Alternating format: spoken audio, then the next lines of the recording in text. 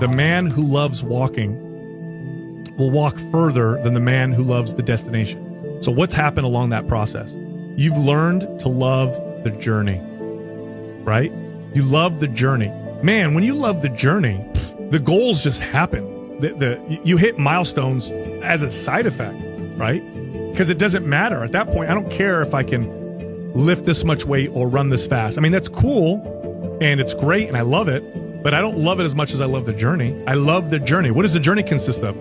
Sucking at something, failing, getting better, learning, start a new journey, start it over, do it again. Oh, the journey now involves I'm aging. My joints hurt. How do I figure that out? Oh, the process. Here we go. And so when you fall in love with the journey, everything else takes care of itself.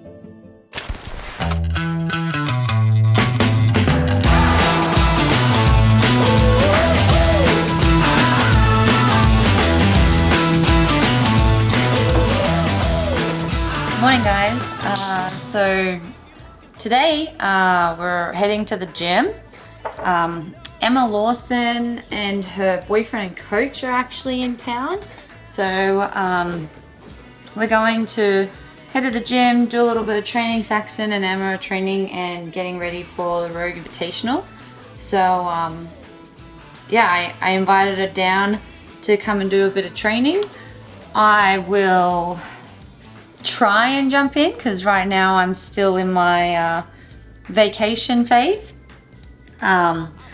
But yeah, I'm really excited to get to know them more. We obviously met at the CrossFit Games, and then at the Games, you know, I said, hey, if you want to, come on down to Nashville whenever you want. And then after the Games, she definitely took us up on the offer, and yeah, I think it's going to be a lot of fun this weekend. Where's my bloody...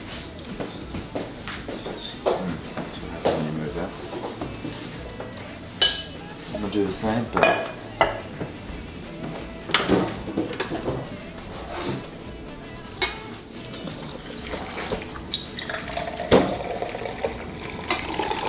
I wonder which people, well, I know what you would prefer. You like cold coffee. I wonder which one people would prefer. Saying this is what happens when you live outside a suitcase for a while. Sorry, do you have our... She doesn't get on you for eating in the car? No, I won't eat this. This is unconventional. I normally eat it. Just we're running a little late. I don't know if you've heard that sentence before. No hat today? It's in the car. It's ready. Not when it's raining. Nah, who am I kidding?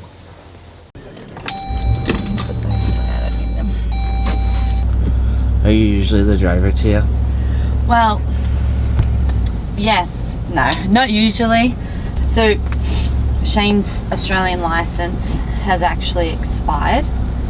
So we haven't been able to go back to the country to renew my license. We renewed our visa, but we couldn't. It was either visa or driver's license, so we picked visa. So for the next 6 weeks, Tia will have to drive every time. I am the chauffeur. Yeah. It's like a roller coaster, but there's no ending. Technically, what, Shane? 3 years? 3.5 years? Yeah, it's been a while. Yeah, 3.5 years. I put it off and put it off and put it off. I even, when we first moved here in Cookville, I was like adamant it would only be for 12 months. And we would come down to Nashville and Shane's like, oh man, look at these housing, like this would be a nice place. We should buy a house. And I was like, no, we're not gonna be here for very long. 4 years later. And especially the market now compared to 4 years ago. I should have listened to Shane.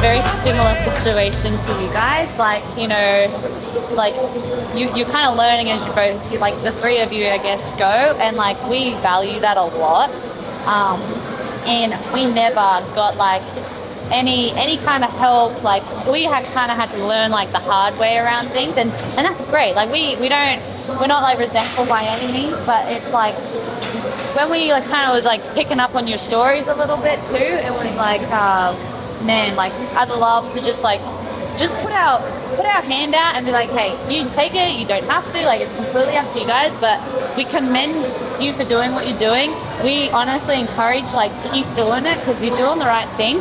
But if you need anyone to like pull back on, like we're here, because like we didn't have that. And like I think that could have fast-tracked a lot of things. Like what we learned in 2015, 2016, even 2017 and 18, it was like, damn, we could have fast-tracked like 3 years, you know? And so if we can kind of be that sounding board for you guys, like, I mean, like we just commend you for, you know, literally you guys trusting in him, and then, you know, you kind of believing in them too, because it's just, there's not a lot of people that do that.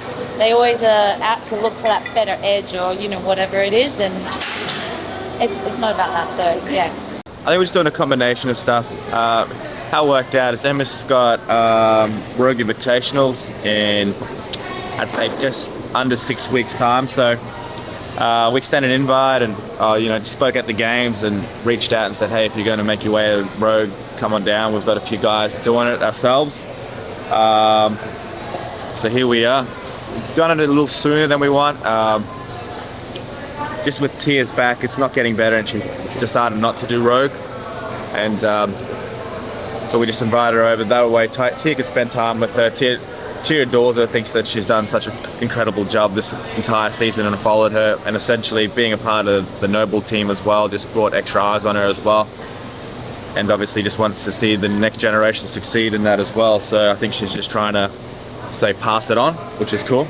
We're looking for speed and good movement mechanics. If it starts breaking down because whatever, I mean, we're not losing our front rack because it's too heavy, cool, we'll just call it or hold around there. But our goal, fingers crossed, that we get around 82%. First two, pause, and then you got your notes as well. Cool.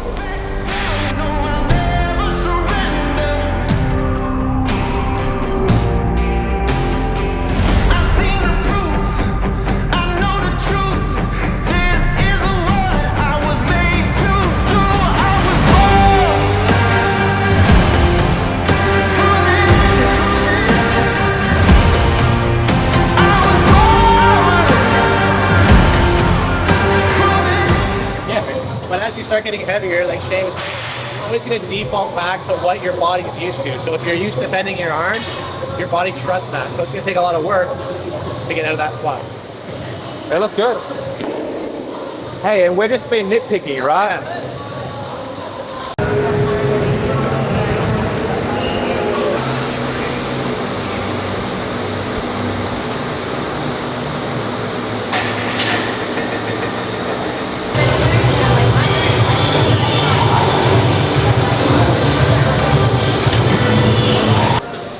Symmetry, like I was just checking if they're equally balanced, especially when like the smaller muscle groups are firing, just making sure that even the subscat, we've got consistency through that. And sometimes what I look at as well, if one muscle group seems to be like working harder than the other side, and that could just be a play of hand placement, right? Like if even 1 inch could make a difference with stability.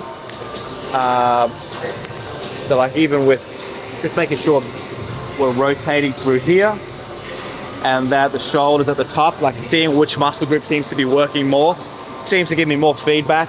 That's what I love about the off season. It allows me to slow down and just get back in sync with everyone, because at the games or leading into an event, everything seems to be more fast paced, or time seems to be short of. So just allowing myself to build more of a profile of the athlete. But yeah. If that's so much easier, take that one. You want to try it?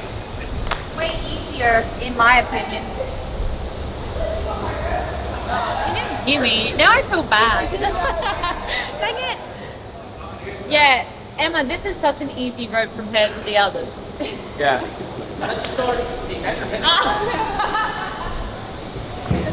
Saxon, you didn't hear me to start off with. I was like, oh, that wasn't funny.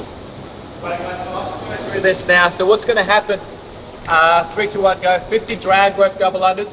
Every time you trip up, you start again. No.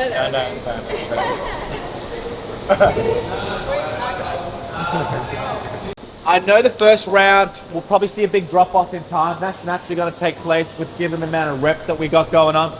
I'd rather you stay consistent through the first round and then try match that or try be competitive in that in round 2 and 3, okay? So I don't want a blistering pace, especially in a group environment. Try to remove that thought and just try work on being smooth and consistent through the first one. And in fact, think in your mind, get faster as the sets go on, okay? Just find your pace, find your rhythm, and then we'll go through it there. Because the challenging component for this is where I'm looking for is in the later rounds, as the rope gets heavier, I want to see how we manage that and how we particularly approach the other movements as well, okay? Ideally, I'd love for you to rest. If 50 unbroken becomes hard, strategically rest. Get to 35, shake it out, do your last 15, walk over to your bag, and then pick a tempo that will allow you to consistently go.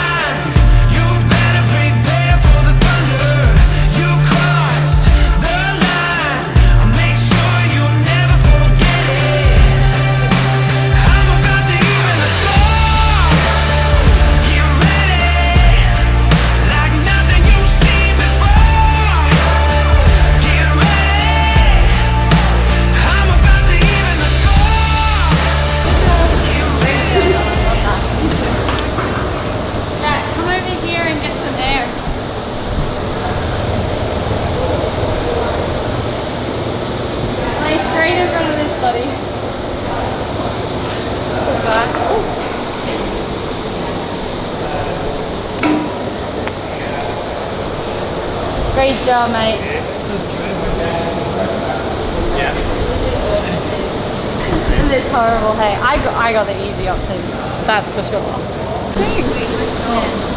Yeah. Nice, good set. Wow. Man. One rep, Saxon will demonstrate it, but essentially what we do, we do the alpaca standard, and then once you get all the way up to the rope, we'll then put both hands on the beam, you'll show it in that L sit position, and then you'll come back down, and then you'll just show controlled descent, okay? Ideally, just be careful, sometimes the surface is slippery. I think only one person has fallen. But what we normally do is we'll roll out a mat just to make sure that it will catch you. No, we're joking. Like, he's very sarcastic. She'll do exactly what you say. She's like this, like. Long way to get the cat up there.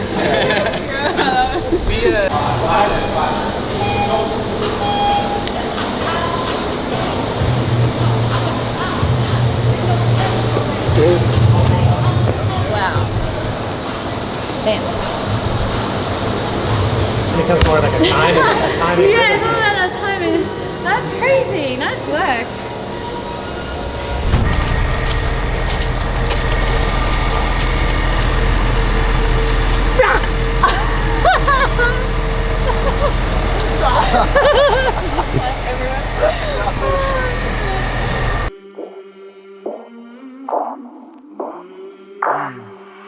I came from the mud, there's dirt on my hands. Strong like a tree, there's roots where I stand. Oh, I've been running from the law.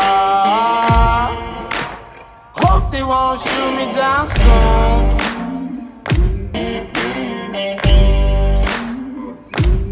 They sing on a sleepless night. Try to catch me howling at the moon.